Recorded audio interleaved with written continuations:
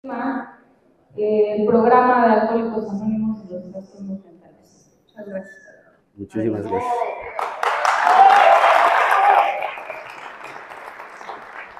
¿Qué tal a todos? Muy buenas tardes. Es un gustazo poder estar aquí con todos ustedes. Se me hace demasiado interesante algo que ha venido gestándose y sucediendo desde ya quizás hace muchos años, que se formen estos espacios y estos foros donde podemos juntar la parte profesional con la experiencia en este ramo de lo que son las adicciones y que a la mayoría de nosotros es un tema que nos interesa. Aunque años atrás la gente que estábamos en los grupos éramos muy remisos a poder aceptar la parte profesional, dado a que teníamos como algún tipo de prejuicio con todos estos conceptos que obviamente desconocíamos. Algunos de nosotros ya habíamos intentado de alguna forma acercarnos, ¿no? Ya habíamos estado en terapia, pero también había un gran tabú que si tú ibas con un terapeuta o que si tú ibas a un psicólogo, pues es porque estabas loco. Y la palabra loco no nos gusta tanto, ¿no? O sea, nos gusta desequilibrado, bueno, hasta nos pueden decir pendejos, pero loco no. Eso es como que algo no aceptable. La realidad es que en el programa de AA, desde el segundo paso, nos hablan que no tenemos algo llamado sano juicio, y eso quiere decir que no tenemos salud mental. Y en esta salud mental que nosotros carecemos, nosotros entendemos que tenemos un problema. Si pudiéramos entender cómo funciona nuestra mente, lo dividiríamos en dos cosas, en pensamientos y emociones. Estos pensamientos y estas emociones que para nosotros a veces son incontrolables, que no sabemos gestionarlas. En el paso 2 nos habla de algo que solamente un poder superior nos podría devolver, es decir, nosotros perdimos la salud mental, pero solamente algo muy superior nos podría devolver esto. Para muchos de nosotros esta parte es muy difícil, porque llegamos algunos sin este tipo de fe tan ferviente como otros la tienen. Para mí ha sido un gran proceso, un largo proceso. Ha sido un proceso demasiado difícil, porque hoy cada que llega un nuevo candidato a los grupos, yo le digo, prepárate, porque el camino no es fácil, el camino es demasiado difícil. Si te va a ser difícil dejar el consumo, empezar a vivir sin consumo es la siguiente fase, porque dejar de consumir alcohol, droga, lo que las personas consuman, es la fase difícil inicial. Pero aquí es aprender a vivir en esta nueva forma de vida, sin ningún tipo de consumo, y esa es la parte para muchos de nosotros que nos cuesta más trabajo, aprender esta nueva forma de vida, sobre todo cuando tenemos una realidad demasiado alterada, cuando vemos la vida desde un filtro que tiene que ver con muchos de nuestros procesos de vida, con muchas de nuestras experiencias de vida que no son solamente desde el consumo, que son desde la infancia. Yo tengo la oportunidad de conocer, de haber llegado a estos grupos desde hace 25 años, por eso es que se me hace tan interesante, porque el día de hoy podemos dejarle a los profesionales la parte que les corresponde y podemos trabajar juntos. Pero la experiencia que también nos ha dado estar en estos grupos, el contacto constante con el recién llegado, el trabajar con gente que llega en crisis el día de hoy, el trabajar no solamente con la gente que llega en crisis por el consumo, sino que entra en crisis porque no sabe o no encuentra la manera de poder gestionar sus emociones, que llega a ciertos procesos, que hay situaciones que él ya tiene perdidas desde el momento en que llegó, es decir, tiene perdidos, algunos dicen, yo quiero conservar a mi familia porque les da algún tipo de sentido tener a su familia, todavía no comprenden que en un inicio lo que tienen que hacer es componerse, pero cuando sienten que están perdiendo algo que para ellos es importante, o que los ancla, o que les da una motivación, entonces entran en una profunda crisis. Y hay matrimonios que desde que llegan, familias desde que llegan ya están muy lastimadas, esposas que están muy heridas. Entonces la realidad es que ese matrimonio al tiempo se va a empezar a deteriorar, y en lo que el individuo está trabajando en él, pues obviamente va a descuidar en gran parte a la familia se va a entusiasmar, va a pensar que va a recobrar o van a recuperar el tiempo perdido en lo que él estuvo en el consumo. La realidad es que no se recupera nada al principio. Al principio él se va a recuperar, él va a recobrar muchas de las cosas que está viviendo, pero no le va a atender a la familia como ella les gustaría atender. Vienen algunas exigencias y entonces empieza a vivir una crisis. No puede con tanta presión. Nuestra enfermedad está considerada como una enfermedad biopsicosocial, es una enfermedad multifactorial. Es decir, no tiene que ver con un solo factor, tiene que ver con una serie de factores que tiene que ver desde lo biológico, lo psíquico y lo ambiental. Es decir, que nosotros tendríamos que atacar 3 aspectos: entender cómo está el funcionamiento de nuestro organismo, en este caso cómo funciona nuestro cerebro. El segundo es entender, compañeros, cómo están nuestras emociones, y en el tercero es ver cómo está nuestro ambiente, nuestros círculos, nuestras relaciones personales.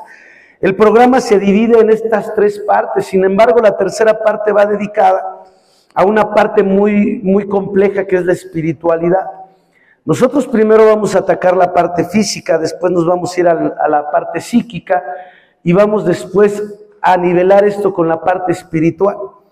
¿Qué son los trastornos mentales?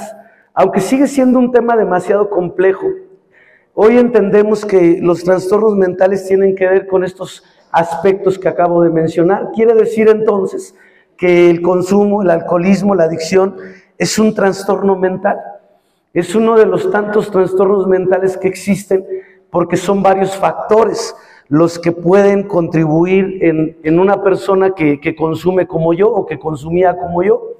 Entonces, ¿qué son estos factores? Pueden ser biológicos, pueden ser desde un mal funcionamiento de mi cerebro, que yo no lo podría entender, que a veces, ahorita lo mencionaban, esta parte hipersensible, que a veces tengo una forma exagerada y espontánea de distorsionar la realidad, que a veces yo veo lo que quiero ver o lo que creo ver, y eso me hace sentir de una manera, pero en realidad no está sucediendo. Es decir, yo interpreto ciertas situaciones.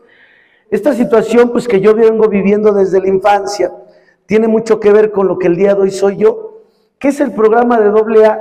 Aunque el día de hoy muchas personas prefieren otro tipo de caminos, ¿no? Otro tipo de formas. Incluso el día de hoy yo he escuchado que hay personas que se han inclinado hacia la medicina ancestral, dicen ellos, es decir, que van así como a los temazcales y se ponen, consumen ayahuasca para tener epifanías o trabajar ciertos aspectos que ellos creen que son profundos. Y eso se puede lograr sin necesidad de meterse en ninguna de estas sustancias, que obviamente ellos toman y dicen, bueno, es que es medicina. Y digo, bueno, cada quien. Sin embargo, para nosotros o para la mayoría de nosotros, perdiendo popularidad, compañeros, quizá o porque no se ha entendido en su completa profundidad los 12 pasos o el programa de Alcohólicos Anónimos. El programa de Alcohólicos Anónimos nos lleva a un proceso. Decía el padre de la medicina, compañeros, que fue Hipócrates. Este médico griego, llega con él alguien que venía buscando sanación, y llega con Hipócrates y le dice, me han dicho que usted ayuda y puede curar situaciones como las que yo traigo, y vengo a acudir a usted. Y le dice Hipócrates, sí, solamente te voy a hacer la misma pregunta que le hago a todos. Si estás dispuesto a abandonar todo lo que te enfermó, yo te puedo ayudar. Y a veces en AA es muy parecido. A veces la gente llega por alguna situación que quiere que sea inmediata, al igual que en todo. En la terapia quieren que haya cambios inmediatos, en AA quieren que haya cambios inmediatos. La familia quiere que haya cambios inmediatos, pero no se puede atacar una enfermedad tan compleja inmediatamente. Tiene que llevar un proceso, todo lleva un proceso. Entonces, la primera pregunta que yo le podría hacer a alguien que llega a AA sería, ¿podemos ayudarte si estás dispuesto a dejar todo lo que te enfermó?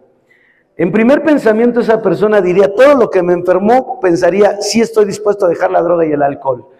No solamente la droga y el alcohol, todo lo que te enfermó, tus conductas, tus manías, tus compulsiones, todo lo que te ha enfermado y todo lo que te va a volver a llevar al consumo, todo lo que te vuelve a reflejar hacia el consumo, todo, absolutamente todo. Entonces habrá personas que dirán, bueno, yo estoy bien con dejar la droga y el alcohol, pero hay cosas que yo todavía no quiero dejar, y me refiero a conductas. Muchos de nosotros, cuando dejamos el consumo, inmediatamente nuestro cerebro va a entrar como en un estado donde se llama déficit de recompensa, es decir, las puntas dopamínicas que generaba la droga, o las sensaciones, los estímulos que generaba la droga, depende a lo que consumieras, van a estar ausentes. Entonces va a haber un desajuste en nuestro cerebro. Quiere decir que vamos a entrar en estados depresivos, vamos a entrar en estados ansiosos, vamos a pensar que algo nos hace falta, de repente vamos a perderle el sentido a las cosas, vamos a sentir ciertos vacíos. Entonces vamos a buscar algo que sustituya y que sea casi similar a lo que estábamos viviendo.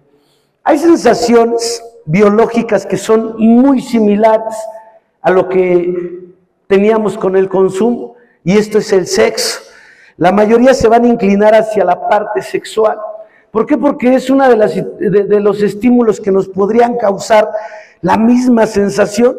Por eso hay muchos que son, no lo dicen, pero son adictos a la pornografía, que tienen masturbación compulsiva. No levanten la mano, se les van a ver los pelos en ella. Entonces, han sustituido esa misma sensación. Algunos llevan una vida muy promiscua. Ellos dicen que solamente son aventureros, que no tienen problema, que tienen una vida sexual muy activa y ese tipo de cosas.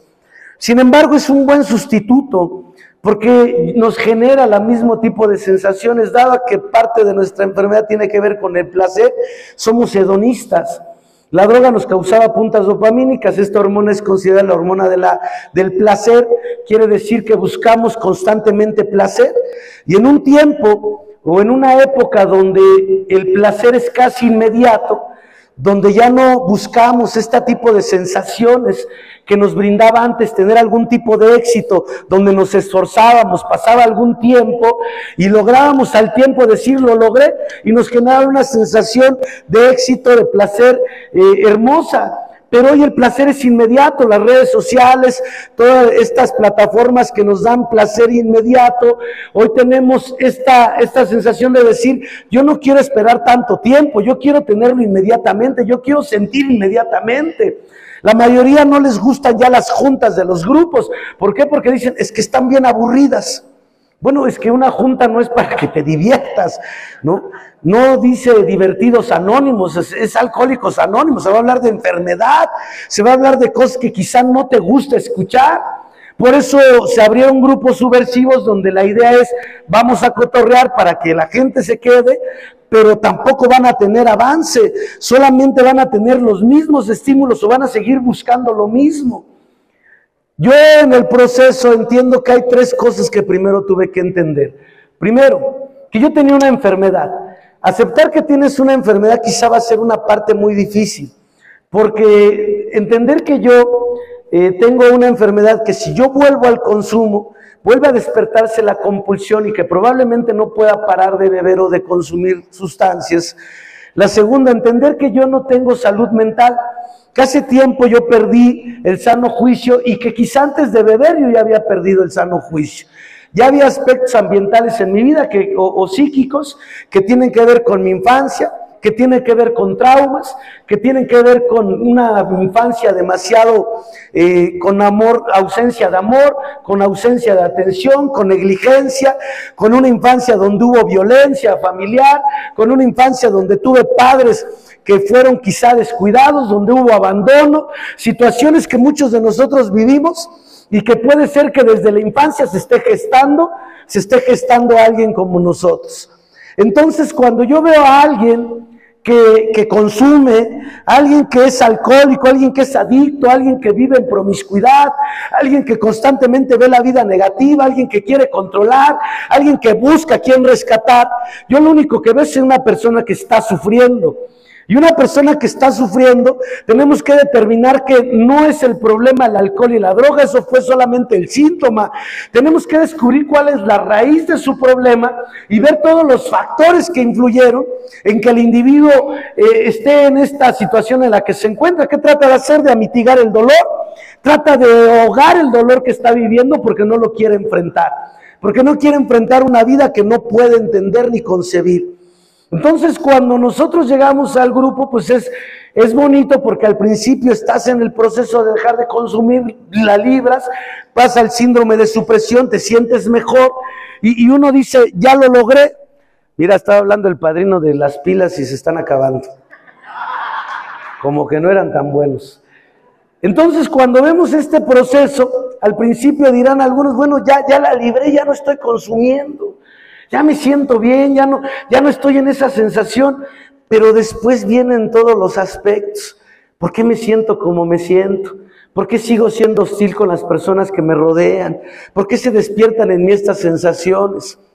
Hay una parte que el señor Bill W., compañeros, el señor William Griffith Wilson, el creador de Alcohólicos Anónimos, uno de los cofundadores, habla casi 23 años después de que él dejó de beber, y él habla acerca de algo que se llama la próxima frontera. Aquí el punto es que muchos de nosotros vamos a dejar el consumo. Puede ser que nos mantengamos años sin consumir. Aquí el problema es cómo vivimos sin consumo. Alguien nos explicó, alguien nos enseñó cómo es la vida sin consumo. Alguien nos dijo que iban a despertarse en nosotros el verdadero problema. Alguien nos habló sobre estos trastornos mentales que algunos de nosotros ya traíamos desde la infancia o que se fueron gestando en la infancia. Alguien nos habló que quizá no funcionaríamos en nuestras relaciones porque muchos de nosotros llegamos con una relación. Tenemos años en el grupo, pero ya vamos como por 4 matrimonios. Y todavía dices, es que el programa dice que esto es de cambios, padrino. Y yo he estado cambiando constantemente de pareja, ¿no?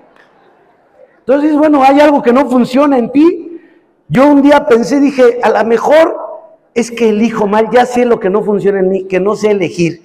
He elegido mal a mis parejas. No, el problema es que yo no sé tener relaciones sanas con las personas que estaban conmigo. Y he normalizado mis conductas. Y normalizado estas conductas pensando que era así. Y yo todavía decía, pero es que soy chido. Yo no les hago nada. Lo único que hago es pues, tratarlas bien. Y decía un día a mi padrino, mira Sergio, tú lo único que cambiaste es que dejaste de ser agresivo para convertirte en pasivo. Pero eso no quiere decir que tú dejaste de controlar.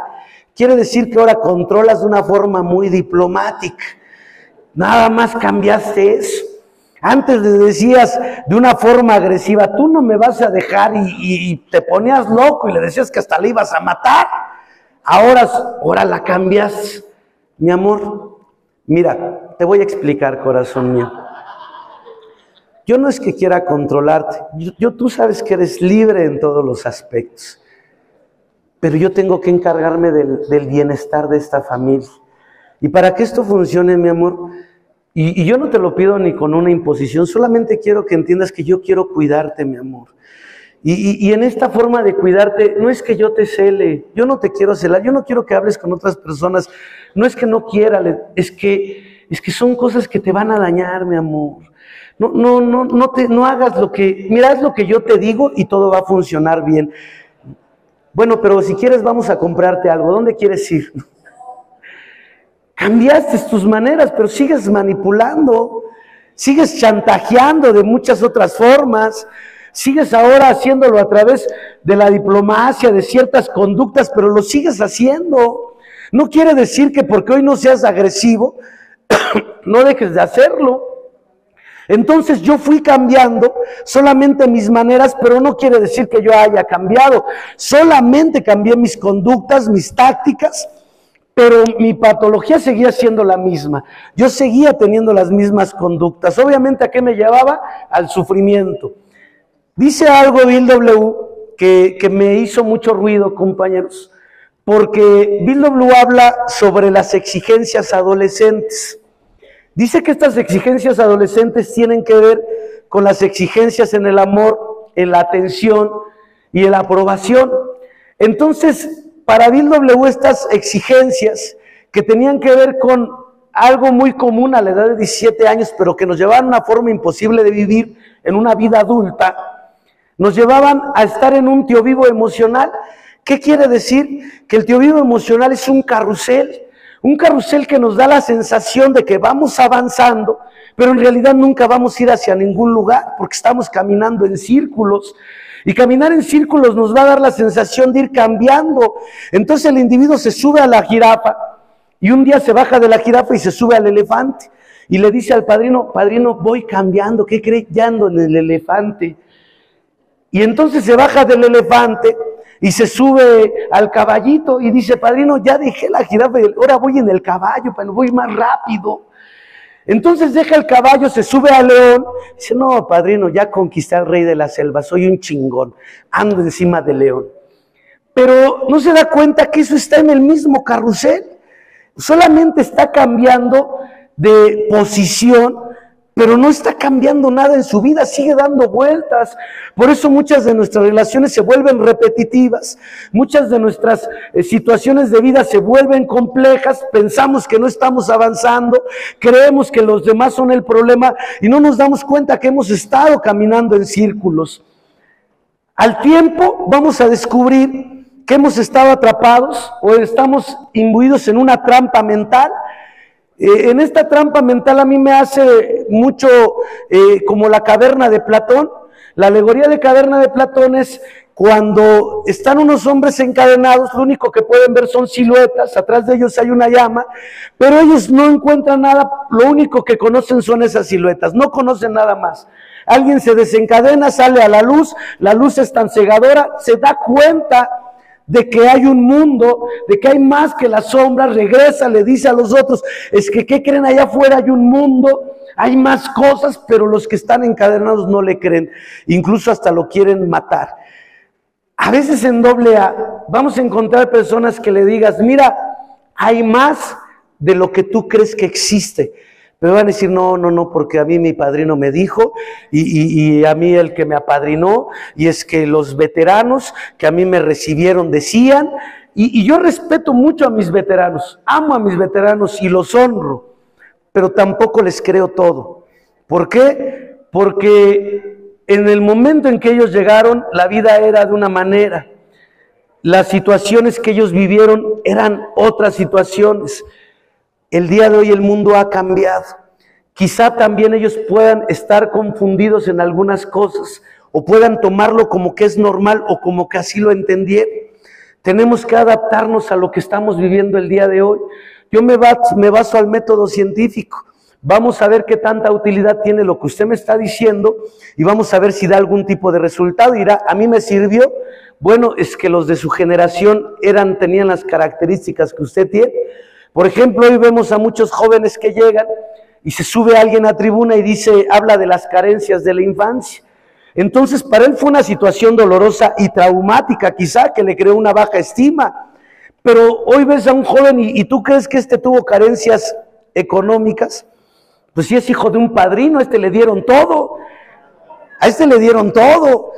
Lo criaron con culpa y a los que crían con culpa les dan todo. Entonces, ¿tú crees que él va a hablar cuando escuche que alguien sube y dice, es que yo no tuve zapatos? Él se va a quedar pensando, le voy a regalar unos, yo tengo como 20 pares. Pobrecito padrino. No le interesa, ese no es su fondo, pero si hablamos de la desconexión emocional que él vivió en algún momento de su vida, a causa de que quizá sus padres no tuvieron ciertos estímulos que él necesitó, entonces estaríamos entrando en otro terreno, porque él sí vivió eso. Entonces hay una sola manera de encontrar estas situaciones que vivimos en el pasado, y es en el cuarto paso. El día de hoy existen grupos de cuarto y quinto paso, expertos en el asunto del inventario. Para mí, ¿qué es el inventario?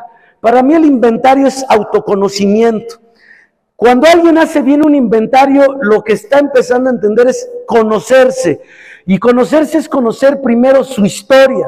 Decía Tales de Mileto, lo fácil es creer que conocemos a los demás, lo difícil es conocernos nosotros mismos.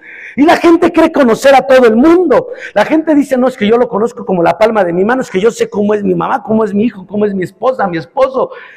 Pero ¿cómo eres tú? Ah, no, pues yo soy buena onda, yo soy chido.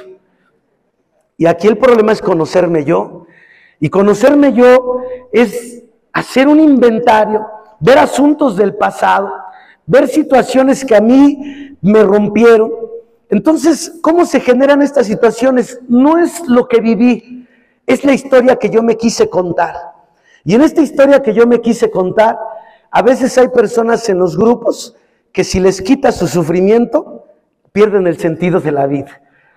Porque entonces les estás quitando algo muy importante. Imagínate 5 años hablando de su sufrimiento, 10 años hablando de su sufrimiento, 20 años hablando de su sufrimiento. ¿Tú crees que no han hecho tan real esa historia que se han contado, donde al final ya después de 20 años se presentan incluso como una figura arquetípica diciendo, y entonces después de tanto sufrimiento, aquí estoy, siendo el héroe de la historia, siempre dando todo por los demás, aunque yo no reciba nada? Y ya me cansé de ser la víctima, pero no importa, porque Dios me dio esta vida y así tengo que vivir. Y otros que viven la misma idea de vida, pues ¿qué hacen? Bravo, ¿cuánto me identifico contigo, Padre? Yo soy igual que tú, soy el pendejo de todos. Entonces, de alguna forma le da sentido a su vida, le da propósito. Él cree que haber sufrido tanto desde la infancia y hasta en su vida adulta y darlo todo por los demás, ahora ya traen historia que hicieron todo por los alcohólicos y los alcohólicos fueron unos malagradecidos que no lo supieron valorar. Entonces hoy se presenta como un héroe, pero no está entendiendo que él se vendió esa historia para convertirse en el héroe que es. Pero ¿realmente la historia será cierta o será una parte exagerada de la interpretación desde su herida que él está viviendo? Eso no existe, eso tú te lo vendiste y le andas vendiendo a otros, porque en doble hay vendedores de historias y hay quien las compra. Y quien compra esas historias pues se siente identificado y se va a inundar en la misma conmiseración. Y la conmiseración nunca nos va a llevar a nada. Decía Bill W., la conmiseración o en este estado, compañeros, donde nos encontrábamos temperamentalmente depresivos, nunca fue el camino. De hecho fue el camino que nos llevó a beber. Esto jamás nos va a llevar a estar mejor. Es el camino hacia la botella, el camino que nos llevó hacia el consumo, pero jamás nos va a sacar de donde estamos. El cuarto paso será el primer intento donde nosotros vamos a empezar a conocer, pero necesitamos a alguien más y esto nos lleva al quinto paso. Necesitamos a alguien que en sí la emoción, que desde afuera observe la historia y pueda decirnos, eso que estás diciendo no fue así.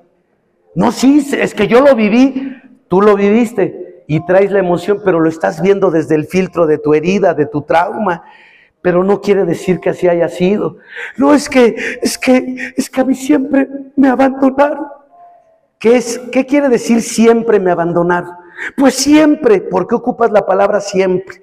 O sea, ¿con quién creciste? Pues con mis papás. Entonces, ¿cómo te abandonaron? Es que se iban a trabajar. Ah, se iban a trabajar. No te abandonaban, se iban a trabajar.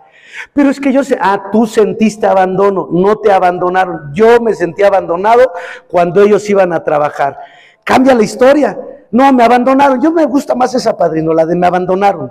se escucha más cabrona, se escucha más trágica, y si le meto tintes de Remy, un poquito de Candy Candy, y así cosas de casos de la vida real, La Rosa de Guadalupe, puta, pues ya tengo, hasta me puedo volver orador, tal vez. Entonces, al individuo le conviene comprarse esa historia. Para eso está el padrino, para sacarlo de esa realidad que él está viendo y decirle, mira, ven, velo desde donde yo lo estoy observando. Y va a decir, oye, sí es cierto, no se ve tan malo, ¿verdad? No, pues no. Es que vivimos en una vida muy pobre, en una familia de muchas carencias. Y eso te debía haber hecho a alguien que buscaras en tu vida tener más éxitos para salir de esa condición. Pero eres un huevón, güey, que estás en depresión y que no quieres hacer nada y que el día de hoy dices, es que como yo viví en pobreza, pues a mí nadie me enseñó a vivir de otra forma. Y la pobreza no tiene nada que ver con el dinero, tiene que ver con tu forma de pensar, güey. Entonces, a veces sacar a una persona de su realidad puede ser que pase lo mismo que los que estaban encadenados como en la alegoría de la caverna de Platón. Cuando les digas, mira, ven, hay otra vida, eso que tú estás viendo son sombras, no existe. Puede ser que se te pongan al pedo y te digan, bueno, ¿y a ti qué te importa? Pues es mi historia, güey, ¿no? Y yo voy a hacer, es más, me voy a abrir mi propio grupo que se llame Conmiserados Anónimos. Y está bien, hay hartos sufriólogos por todos lados. Hacen un drama de su historia, hacen un drama de sus vivencias. Una cosa es tratar de conectar con el dolor de los individuos. Una cosa es subir el fondo, levantar el fondo de sufrimiento para que otros lo puedan ver de cerca. Y otra cosa es vender conmiseración. Eso es muy, muy diferente. Entonces entramos a la mitad del programa, sexto paso, y es donde Bill W. habla sobre la próxima frontera. Dice al inicio de este paso, este es un paso que separa a los hombres de los muchachos. Siendo un paso que separa a los hombres de los muchachos, quiere decir, no habla de los niños, habla de los muchachos. Cuarto paso se queda la infancia. Entendemos cuáles fueron los aspectos de la infancia que hoy tenemos que trabajar y empezamos a sanarlos. ¿A través de qué? Del apadrinamiento. ¿Qué fue lo que sucedió? No fue lo que viviste, fue lo que no pudiste hablar. No fue lo que viviste, fue lo que no lloraste. No es que hayas llorado a solas, es que nadie te abrazó cuando tú estabas llorando. Es que esas sensaciones que viviste en la infancia, no hubo cómo las pudieras entender, pero hoy eres adulto, las vas a entender. Entonces, a través del sexto paso ahora nos lleva a otro proceso. Carl Jung habla sobre una teoría que él hace que se llama el puerus eternus, el pueril eterno. Bill W. dice que este es un paso que separa a los hombres de los muchachos. En la próxima frontera, casi 23 años después, dice que nosotros nos quedamos estancados en un deseo adolescente, y esto le llama exigencia, y dice que la exigencia era igual a una dependencia, y que él descubrió que él sufría, y que el origen de sus sufrimientos eran a causa de dependencias casi absolutas a las personas y a las circunstancias, dando en el concepto de que la dependencia para él era exigencia. Él sufría por las exigencias que tenía adolescentes. ¿Qué tenemos que trabajar? En la madurez. ¿Qué decía Jung acerca del puerus eternus? Era un individuo que no maduraba y decía que había un déficit de adultos, no había hombres, se había acabado. Dado que nuestra sociedad es ritualista, ¿qué quiere decir? Las sociedades ritualistas anteriores hacían rituales para que el individuo madurara. ¿Qué pasaba? Sacaban al muchacho, primero de lo más dañino que es para un joven. ¿Quién es lo más dañino para un joven? ¿Quién creen? Su mamá. Su mamá. Primero lo extraían del lecho materno. Lo llevaban a una obscuridad simbólica o real. Estaba durante unos meses en esa obscuridad. Después lo sacaban de ahí, ya que lo destetaban. Y Bill W. habla continuamente de los maternodependientes, del que no fue destetado a tiempo, del que no maduró. Sin embargo, lo sacan de esa obscuridad, ya que lo destetaron, lo llevan con los padres culturales, que eran como los viejos sabios de las tribus, lo preparaban y luego lo mandaban a la vida silvestre. Si sobrevivía a la vida silvestre, regresaba a la tribu siendo hombre y tenía derecho a elegir a una esposa. Hoy lo hacen al revés, ¿no? Todavía ni maduran, pero ya traen esposa y en vez de, no, ya la llevan a la casa y le dicen, mamá, no perdiste un hijo, ganaste una hija. Y la mamá, como tiene complejo de doña Florinda, ¿tú crees que va a mandar a la vida silvestre a su hijo? No, que va a ser mi criatura y luego con esta mujer que eligió. No, ni madres. Mi hijo, quédate aquí porque te tocó una huevona, de esta ni hace nada. No lo va a soltar, no lo va a dejar madurar. La mamá en un joven contribuye una amenaza porque ella no lo quiere dejar madurar. Cállese, padrino, no diga esas cosas. No lo deja madurar, suéltelo. Pero apenas tiene 35. No, entonces cárgueselo en un rebozo en la espalda, no se le vaya a perder, por favor. A veces creen que no va a poder con las situaciones de la vida, porque realmente no puede, no está habilitado para enfrentarse al mundo, no está habilitado para enfrentarse a la vida, todavía no tiene habilidades para enfrentarse a la vida. Entonces, ¿cómo se habilita una persona a la vida? Enfrentándola, no hay otra forma, no hay otra forma, la necesidad te va a habilitar. Un día que te diga tu mujer, necesitamos comer, el niño necesita pañales, leche, ya llegó la de la renta, el de la tienda que le pido prestado ya me dijo que me cobraba de otra forma, ¿y cuánto le debemos? Bueno, esa deuda ya quedó saldada, no te preocupes.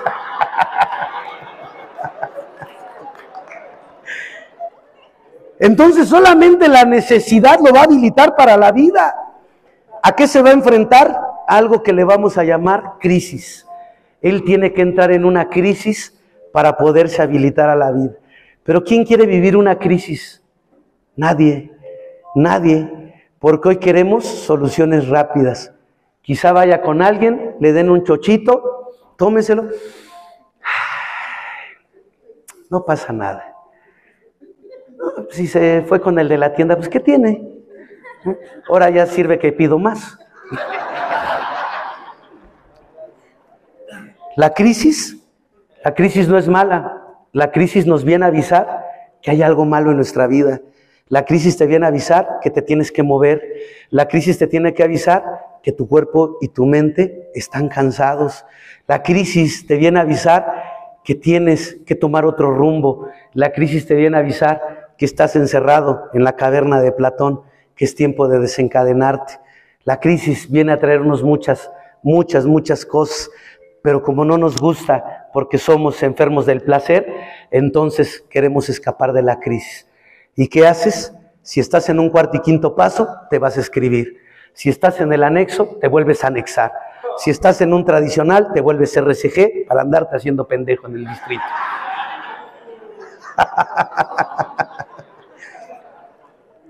El pedo es no vivir la crisis.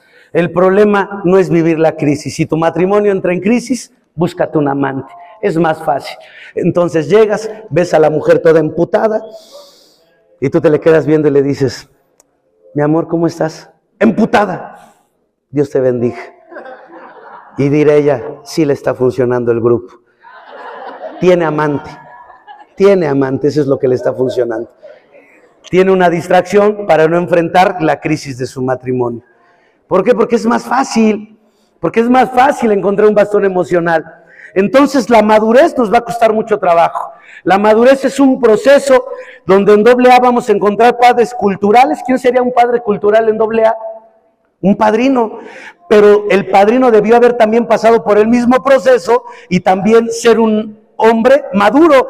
Pero si el padrino anda en antros, anda con una jovencita, se anda sintiendo chavo todavía, es rebelde, intrépido, trae un carro así deportivo, igual que él, ¿no? Porque él ya es deportivo, llanta ancha, quemacoco y palanca al piso, güey.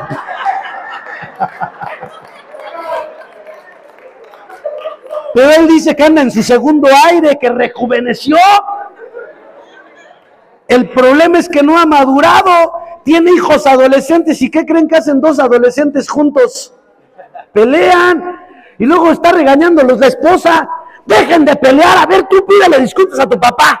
No, ni madre, si, a ver, tú pídele disculpas a tu hijo. No, pues si yo soy el papá. Pues no pareces. Y termina anexado.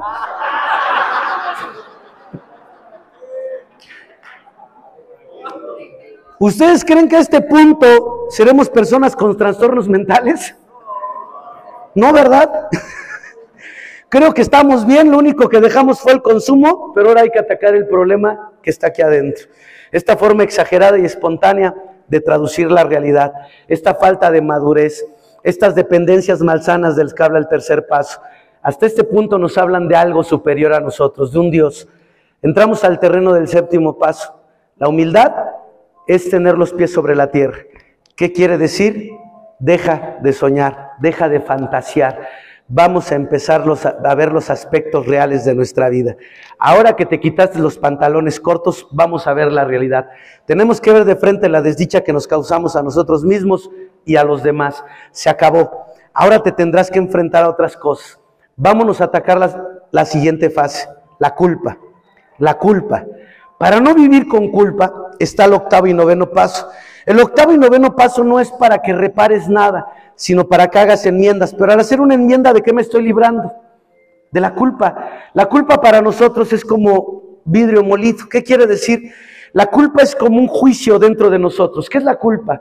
Yo tengo un juicio de la vida. En este juicio acerca de las cosas, yo pienso que ser un buen papá es el hombre que llega del trabajo, se remanga la camisa, entra por su hijo, saca el balón, sale al jardín, vamos a patear la pelota, hijo, vente, vamos a jugar. Y después van al parque o van a la tienda, le compran una golosina, van de la mano, platican, llega a casa, su esposa está haciendo de comer, la abraza por la cintura, le da un beso y le dice: mi amor, ¿a qué horas está la cena, mi querida dama y bella esposa? Pensamos que eso sería una vida normal. Pero tú dices: chale, no mames, vengo bien pinche emputado de la chamba, güey. Está de la verga. Y tú no has hecho de comer, güey, no mames. Tú, güey, deja de estar jugando esa chingada, te vas a quedar pendejo, hijo. Mejor me voy al grupo, tenemos junta de trabajo.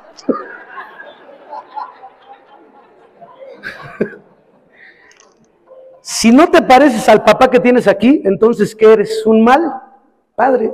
Si no te pareces a la mamá que tienes aquí, entonces eres una mala madre. Entonces, si tú no te consideras buen papá, cada que pienses en tu papá, él no fue un buen papá. Por eso hay un dicho que dice que hasta que no aprendemos a ser padres, no sabremos ser hijos. Hasta que no comprendamos qué es ser padres, comprenderemos lo que nuestros padres sintieron con nosotros. Es un proceso de vida que nos tenemos que experimentar, librarnos de la culpa, acercarnos a los hijos, empezar a madurar y entender: yo no puedo criar a un adolescente si no he dejado de ser uno. Tengo que madurar y enfrentarme a la vida, tomar responsabilidad de mis heridas y empezar a sanarlas, es cuestión mía. Yo no puedo seguir culpando a los demás de lo que me sucedió. El paso 10 es la antesala del despertar espiritual. En el paso 10 nos invitan a una nueva vida, a una nueva forma de vivir. ¿Estamos preparados? Sin importar la suerte que nos toque, la enfermedad o la salud, sin importar la riqueza o la pobreza, ¿estamos preparados para enfrentar y mantenernos sobrios, a pesar de que lo que nos pase? Enfrentar dos cosas que tiene este mundo: la vida y la muerte. Hay personas que andan hablando de espiritualidad y andan hasta la cuarta, quinta, sexta, octava, novena dimensión de la existencia. Y le digo: no entiendes la tercera, hijo, y andas queriendo entender otra. ¿Qué tiene la tercera dimensión? Dos cosas que no hemos podido comprender: la vida y la muerte. ¿Para qué estás aquí? ¿Cuál es el sentido de tu vida? No el propósito. Hay gente que tiene propósito, pero no ha encontrado el sentido. El propósito está afuera, el sentido está adentro. Y mientras no hagas introspección, que es el paso 10, ver hacia adentro, no le vas a encontrar sentido a la vida. Podrás llegar a muchos propósitos, podrás alcanzar muchas cosas, pero mientras no le encuentres sentido, vas a llegar a tener el éxito que quieres y te vas a parar encima de la montaña y vas a decir: ¿y luego qué sigue? Pues ya estoy aquí. Qué pinche solitario se ve el éxito, cabrón. Ya sé, voy a hacer una pendejada para fracasar de nuevo.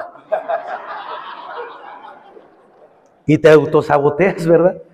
Y luego ya estando abajo tirado dices, no, pues mucha envidia me tiró, se pasan de ver. No podemos tener propósitos, pero si no tienes sentido, entonces no tienes nada. Y el paso 10 nos da sentido. Hay personas que ya sabemos lo que queremos hacer en lo que nos sobra de vida. Queremos morirnos haciendo lo que nos gusta. Queremos morirnos haciendo esto. No somos lo que hacemos. Tenemos que entender quiénes somos en realidad. El paso 10 nos prepara para algo que se llama despertar espiritual. Entonces, llegando a este punto, quiere decir que nosotros no estamos aquí. No llegamos a AA para solamente dejar de beber. Llegamos a AA para despertar. El objetivo de los 12 pasos es despertar. Dice el segundo paso que solamente hay uno que nos puede devolver el sano juicio. Y donde la ciencia ya no puede, entonces hay alguien que sí puede. Dios. No necesitas tener religión para creer en Dios. No estamos hablando de religión. Estamos hablando de creación, de energía, del espíritu del universo, del arquitecto, como le quieras llamar. Pero necesitas un estímulo. ¿Qué creará en el cerebro del ser humano la fe? ¿Creará cosas positivas en él? ¿Nos dará salud? ¿Nos cambiará el chip? Por supuesto que sí. Hay cosas que no logramos todavía entender y que tal vez la ciencia pueda descartar. Pero los que hemos estado en donde se fabrican los milagros, sabemos que hay algo más grande y que nace aquí adentro. Yo hoy no pretendo comprender a Dios. Yo no sé si tiene forma. Yo no creo en el Dios de la religión, pero sé que hay un Dios. Y no lo trato de comprender porque sé que Dios, con mi diminuta y egocéntricamente, no podría describirlo.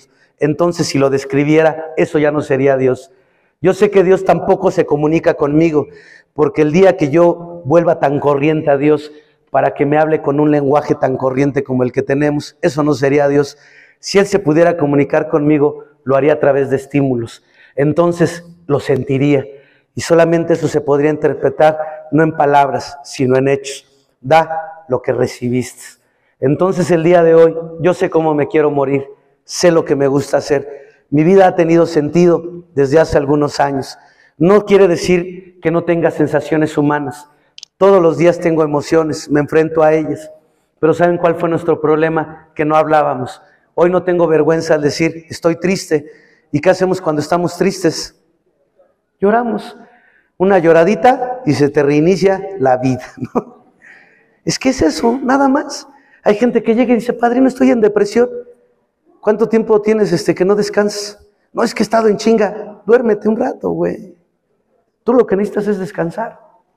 No, es que descansa. Descansa, ¿y cómo te sientes? Ya se me quitó la depresión. Ya ves, no era depresión, traías cansancio. Hay cosas que a veces no entendemos. Queremos darle un entendimiento más allá de lo que nosotros no comprendemos. Hoy estamos en el lugar donde se fabrican los milagros. Qué bueno poder colaborar con los profesionales, porque hoy quizá podemos lograr más. Podemos unir estas dos fuerzas que desde el principio en el programa se han unido para lograr más grandes cosas. El día de hoy yo me inclino también hacia las consejerías. Soy consejero en adicciones, soy coach en desarrollo humano, hago otras cosas y también me enfrento a seguir a lo que me ha gustado estar en los grupos de 12 pasos. Muchísimas gracias a todos, sígansela pasando bonito y bonita tarde para todos. Muchísimas gracias.